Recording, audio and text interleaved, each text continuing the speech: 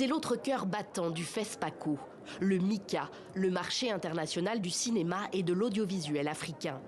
Des dizaines d'exposants, institutionnels, télévision publique ouest-africaine, et dans les couloirs du salon des centaines de visiteurs, tous professionnels du cinéma, comme Augusta Palinfo, dont le film Waongo est en compétition officielle. Ça me permet de rencontrer d'autres professionnels, ça me permet de rencontrer d'autres personnes non, et qui peuvent aussi m'ouvrir des portes. Ça me permet aussi de voir les œuvres de tout le monde.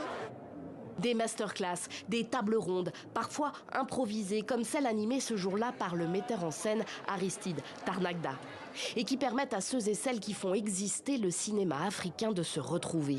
Des moments précieux, surtout pour les jeunes.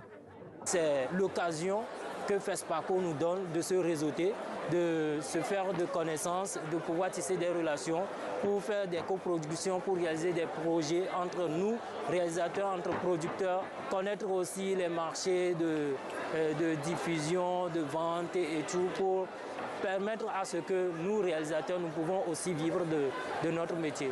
Vivre du cinéma et faire vivre le cinéma reste un défi en Afrique.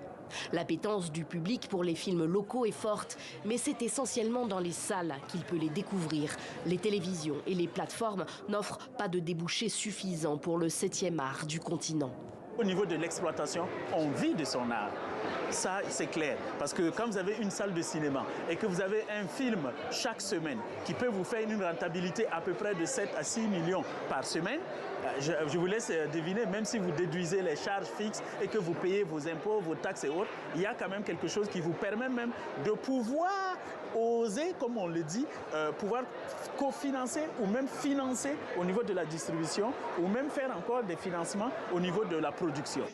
Pour cet acteur clé du secteur au Burkina Faso, toujours pressé, construire des salles de cinéma, les rénover, sont une manière de soutenir la production audiovisuelle de la sous-région. L'Afrique est le continent avec le moins de salles de cinéma. Selon des chiffres de l'UNESCO, en 2021, elle en comptait moins de 1700, soit un écran pour près de 800 000 habitants, et essentiellement en Afrique anglophone.